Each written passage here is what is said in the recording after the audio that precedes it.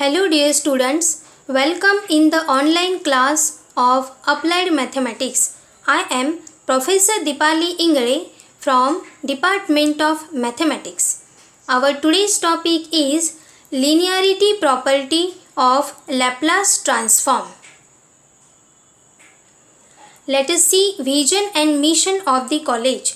First vision, excellence in technical education to empower youth. Now mission, impart quality technical education to prepare students with excellent technical skills. Develop competent and employable diploma engineers and responsible citizen.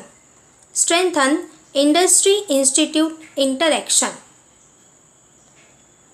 Now course outcomes, use Laplace transform to solve first order, first degree differential equations.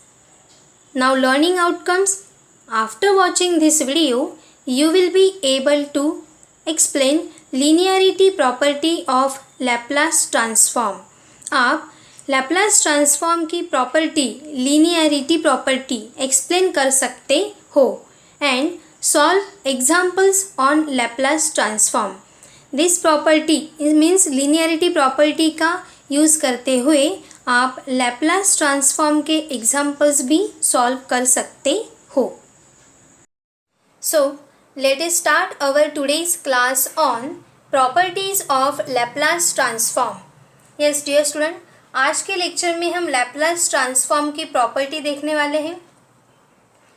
Previous lecture में हमने standard function की Laplace transform कैसे find होते हैं by using definition of Laplace transform ये देखा था और आज हम प्रॉपर्टीज़ देखने वाले हैं. सो first property linearity property, second property first translation और शिफ्टिंग प्रॉपर्टी. उसे फर्स्ट ट्रांसलेशन भी कह सकते हैं या फिर शिफ्टिंग प्रॉपर्टी भी कहते हैं. इसमें क्या होता है, multiplication by e to the power at ये होता है. मतलब जो हमारा फंक्शन रहेगा f ऑफ t उसके साथ में क्या रहेगा मल्टीप्लिकेशन में e to the power at. And third property multiplication by t to the power n, यानी t to the power 1 2 3 4 t से हम मल्टीप्लाई करने वाले हैं. और भी प्रॉपर्टी हैं लेकिन आपकी सिलेबस में इसके ऊपर के एग्जाम्पल्स क्वेश्चन पेपर में पूछे जाते हैं. सो हम ये 3 प्रॉपर्टी पढ़ने वाले हैं.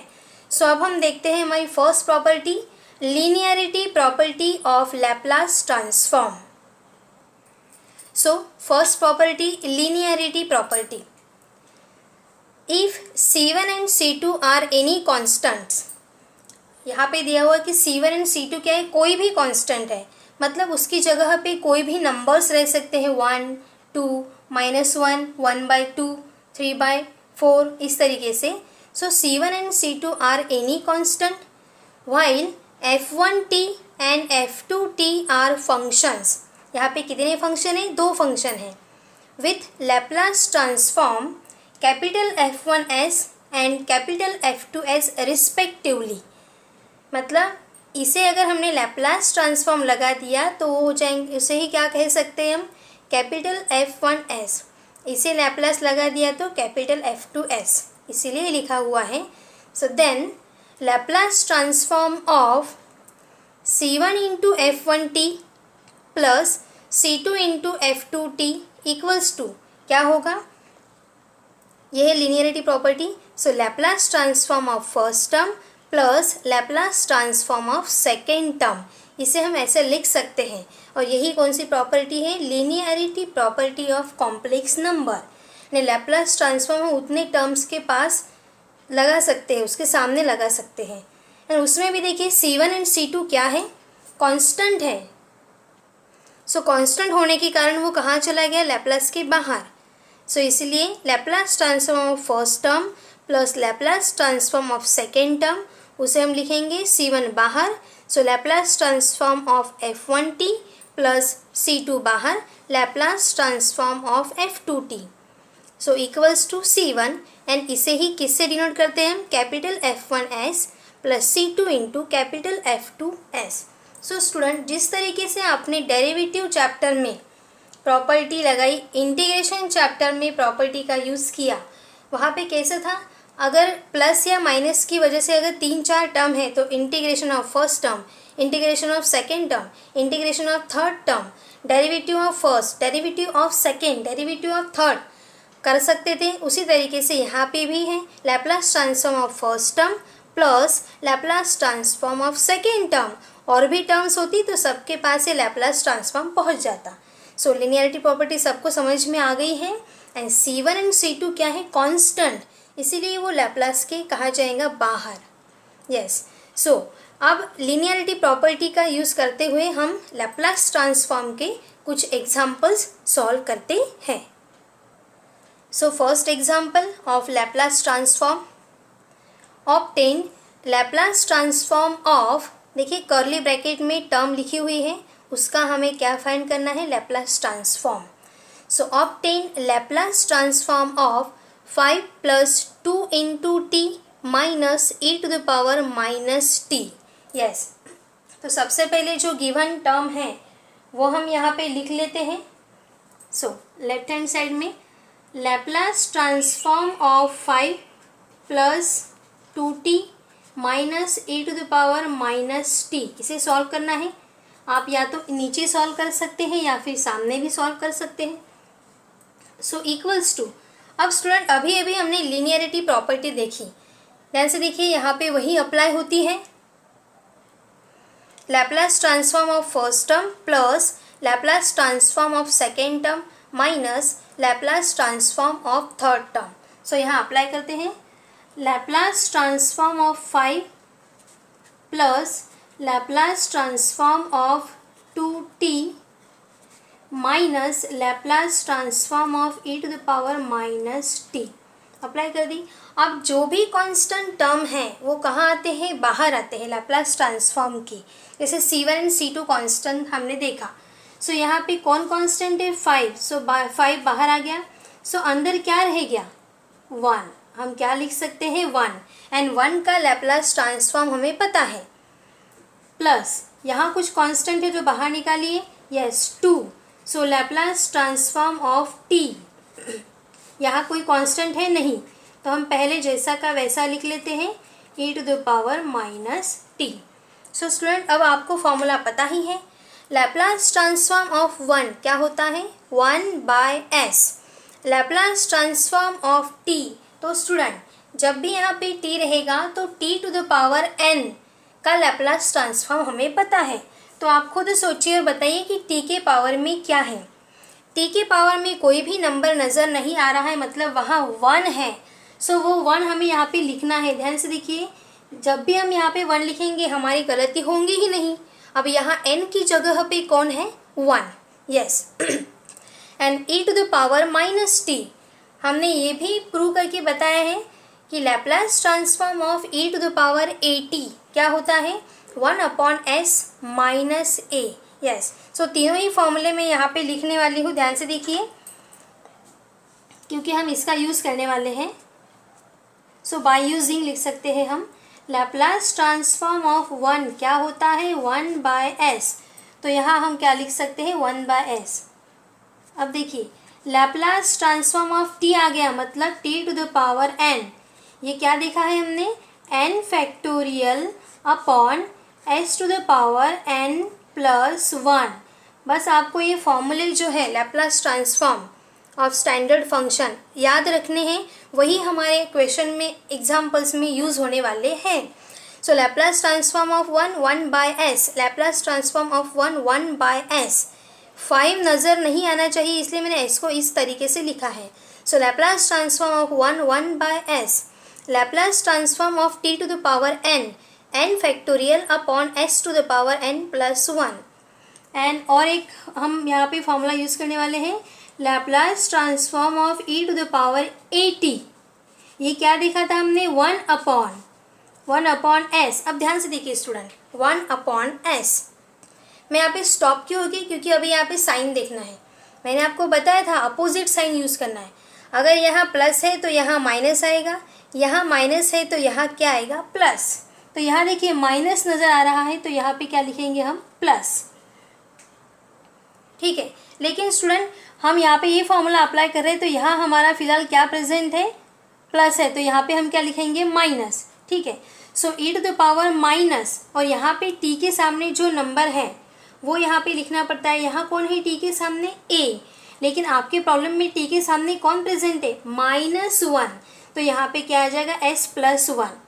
ठीक है। पहले हम स्टैंडर्ड फॉर्मूला लिख रहे हैं, तो s और ये प्लस है तो यहाँ माइनस साइन, और यहाँ का नंबर यहाँ आता है यानी कि a। सो ये फॉर्मूला हम यहाँ पे यूज़ करने वाले हैं। So Laplace transform of e to the power at equals to क्या है, 1/s minus a, 1/s minus a। यहाँ अगर माइनस है तो प्लस लिखेंगे एंड प्लस है तो माइनस। ठीक है, चलिए यहाँ पे वो अप्लाई करते हैं।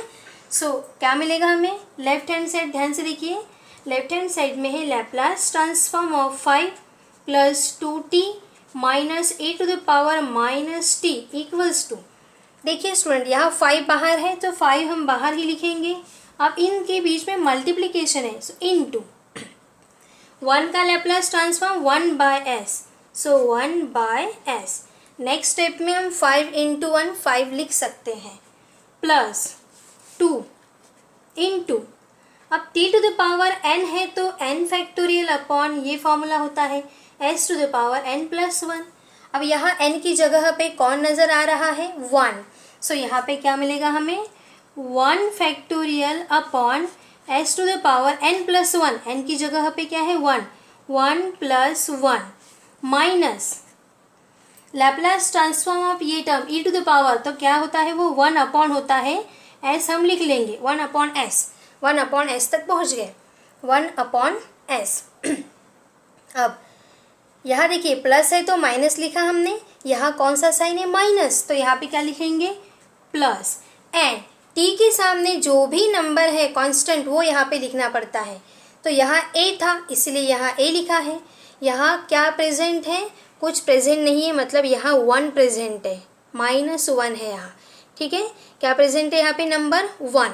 सो माइनस होने के कारण हमने प्लस लिख दिया यहाँ पे, एंड 1 है यहाँ पे तो क्या आ जाएगा, 1। सो इस तरीके से हमने ये Laplace transform of given example find कर लिया है। वेरी वेरी सिंपल है, बस आपको स्टूडेंट क्या करना है, फॉर्मूले लर्न करने हैं, Laplace transform of standard function, बस उतने ही आपको लर्न करने हैं, बाकी हम सभी को आ ही जाएगा ही। सो मैं एक बार और रिपीट कर रही हूँ 5 कांस्टेंट इसलिए बाहर डाल दिया, Laplace transform of 1, 2 constant, Laplace transform of t means t to the power 1 and Laplace transform of e to the power -t। 1 का लैप्लास ट्रांसफॉर्म होता है 1/s, इसलिए यहाँ ये पूरी टर्म की जगह पे क्या आ गया, 1/s। t to the power n का लैप्लास ट्रांसफॉर्म होता है n factorial upon s to the power n + 1, यहाँ n की जगह पे कौन है, 1, so 1 factorial upon s to the power 1 + 1। देखिए n में सिर्फ 1 ही ऐड करना है इसलिए यहाँ हमेशा 1 ही रहेगा, माइनस e आ गया मतलब 1/s, इतना लिख देना है। अब देखना है साइन कौन सा है, यहाँ प्लस है तो माइनस, माइनस है तो प्लस, अपोजिट साइन याद रखना है। सो यहाँ माइनस है तो प्लस लिख दिया, और यहाँ जो भी नंबर है वो यहाँ पे आएगा 1। यस, आगे अगर ये सॉल्व होता है तो हम सॉल्व करेंगे। सो 5 × 1 5, सो 5/s प्लस 2 इंटू, अब देखिए 1 फैक्टोरियल यानी 1 × 1, इसीलिए यहाँ पे 1 रहेगा, 1 × 2 यानी 2/s टू द पावर 1 + 1 यानी 2 माइनस 1/s + 1। इस तरीके से हम आंसर तक पहुँच गए हैं। आप चाहे तो इसे आगे भी सॉल्व कर सकते हो। कैसे करना है, हम यहाँ क्रॉस मल्टीप्लिकेशन करेंगे, एलसीएम निकालेंगे, ये 2 का क्रॉस मल्टीप्लिकेशन, फिर जो टर्म मिलेगी उसका, और ये थर्ड टर्म का क्रॉस मल्टीप्लिकेशन। कुछ ऊपर से कॉमन निकलता है s, नीचे से कॉमन निकलता है वो कैंसिल करेंगे, या फिर यहाँ तक भी सॉल्व किया तो भी राइट है। अब स्टूडेंट मैं साइड में आपको यहाँ पे कुछ लिख के देने वाली हूँ, ध्यान से देखिए। यहाँ है 1 फैक्टोरियल इसका मीनिंग क्या होता है, 1 फैक्टोरियल यानी 1 × 1, सो 1 × 1 कितना होता है, 1। अगर यहाँ पे 2 फैक्टोरियल होता, ठीक है, सो 2 × 1 यानी 2।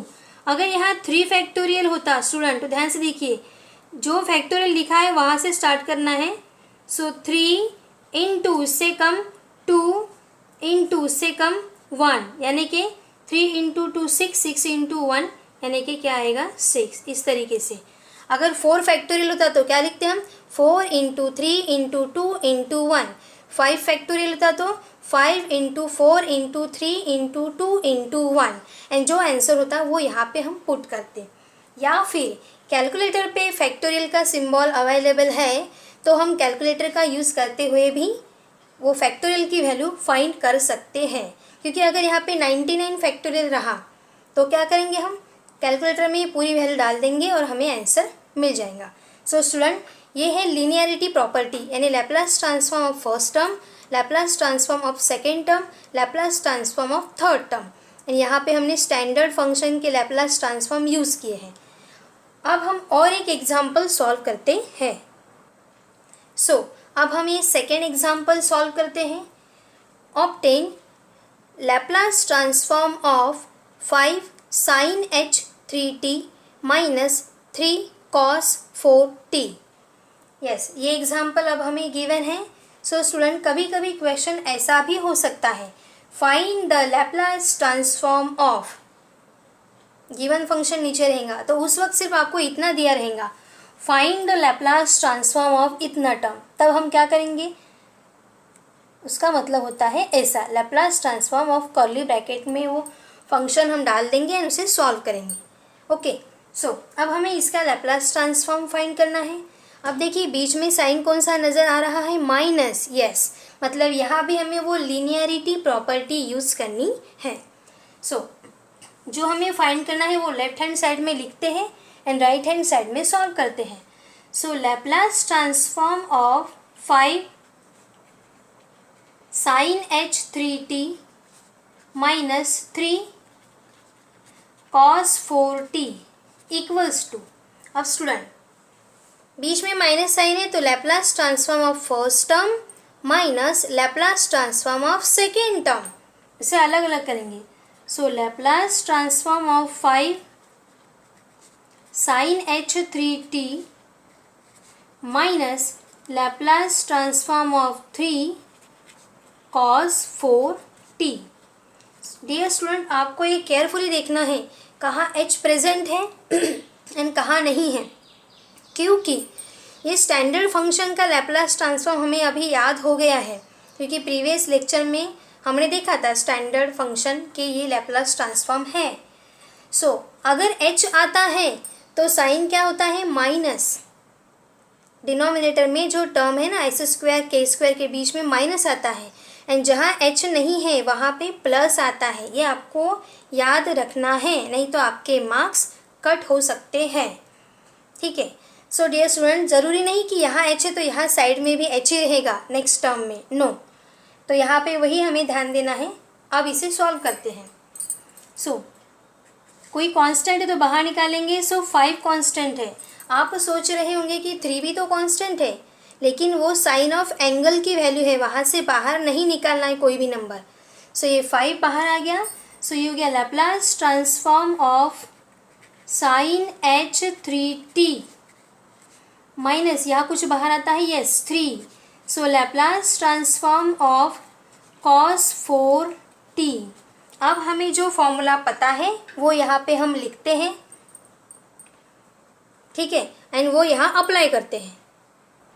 सो बाय यूजिंग, ऐसे भी आप लिख सकते हैं, लैप्लास ट्रांसफॉर्म ऑफ, जिस तरीके से हमारा टर्म है वही फॉर्मूला यहाँ पे अप्लाई करना है।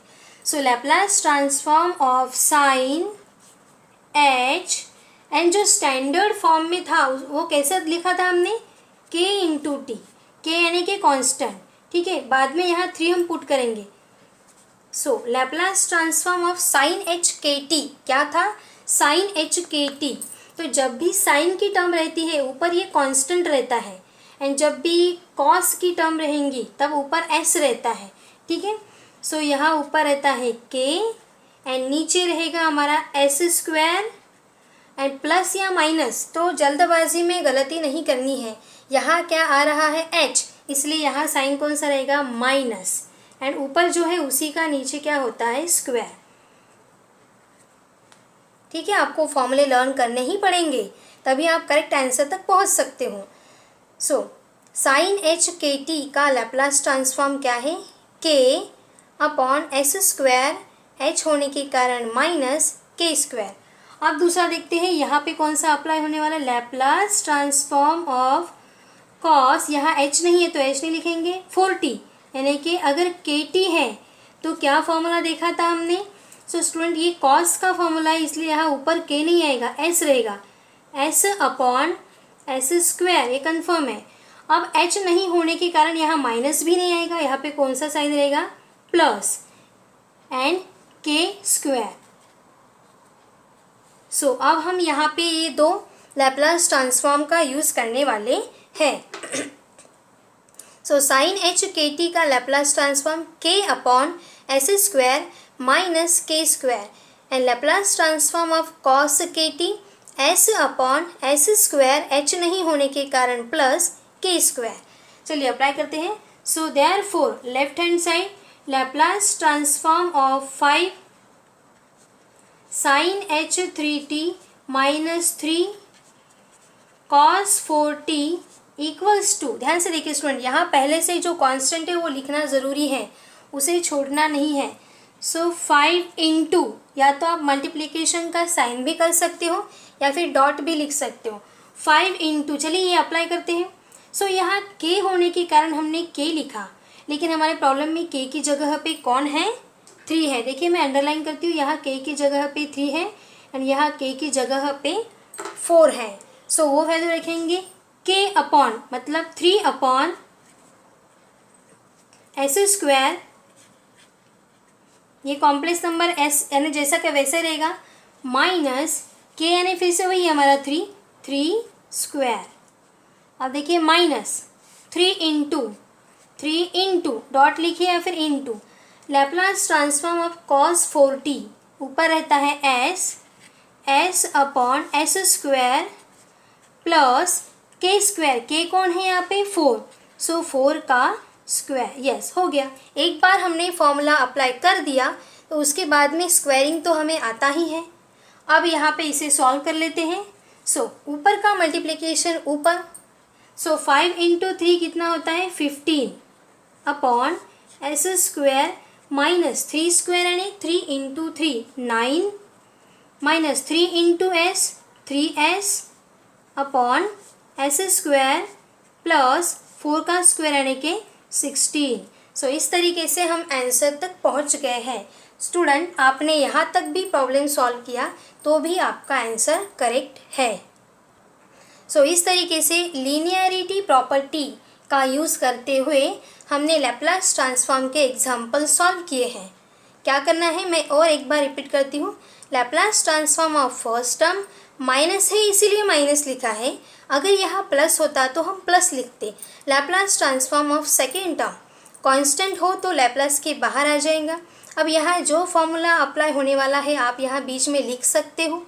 सो साइन एच 3t का लैप्लास ट्रांसफॉर्म होगा के यानी कि 3 अपॉन एस स्क्वायर, एच होने के कारण माइनस के स्क्वायर यानी 3 स्क्वायर, 5 बाहर as it is, minus 3 into cos होने के कारण ऊपर आता है एस, देखिए s upon s square, h नहीं है इसलिए प्लस के स्क्वायर, के कौन है? 4 स्क्वायर। सो 5 इंटू 3 15, 3 का स्क्वायर यानी 9, 4 का स्क्वायर यानी 16।